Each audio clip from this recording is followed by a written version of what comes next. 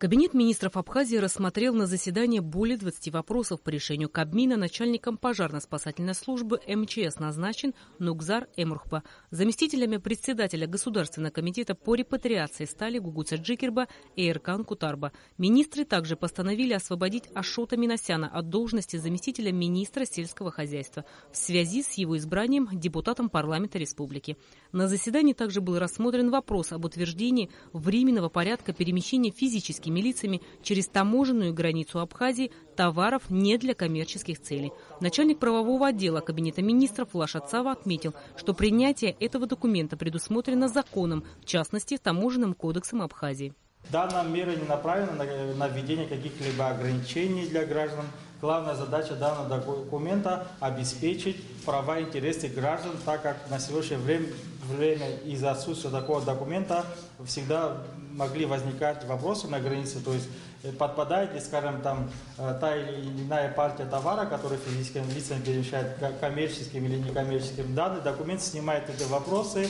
С одной стороны, граждане теперь будут четко знать, какие у них права, какие они могут перевозить партии товаров для собственных нужд. Есть конкретный подробный перечень. Кабинет министров постановил, что решение вступит в силу с 1 мая текущего года. Министр экономики Адгур Ардзамба выступил с проектом постановления о предоставлении ООО «Здоровье нации» права пользования радонового источника в селе Сауквар Ткварчайского района. Глава экономического ведомства подчеркнул, что речь идет о предоставлении лечебных услуг. Премьер-министр Беслан Барцыц выразил надежду на то, что уже с началом летнего курортного сезона источник сможет принимать первых отдыхающих. Но это востребованное будет направление, и действительно это первый такой проект в Башкирском районе, куда могут поехать наши туристы для того, чтобы получить санаторно-курортное лечение.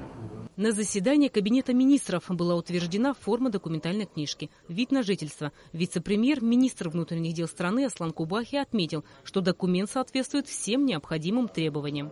Это последний этап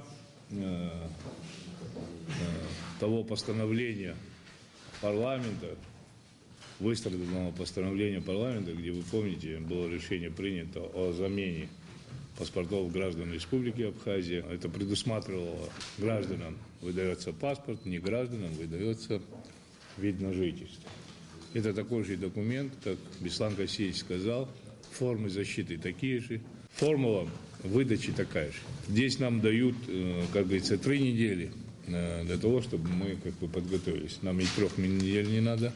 Я думаю, что со следующей недели технически мы уже давно готовы, инструкция тоже готова. Аслан Кубахия добавил, что в течение нескольких месяцев у всех граждан республики будет документ, удостоверяющий их личность. Начальник правового отдела Кабинета министров Лаша Цава отметил, что внешнеполитическому ведомству страны поручено провести переговоры с российской стороной и обсудить вопросы свободного въезда и выезда в Абхазию людей с видом на жительство. Дополнительно в повестку дня был включен вопрос об утверждении ведомственной целевой программы «Здоровье-2017». Постановление было принято единогласно. Рената Шака, Эльдар Дамиров, Абхазское телевидение.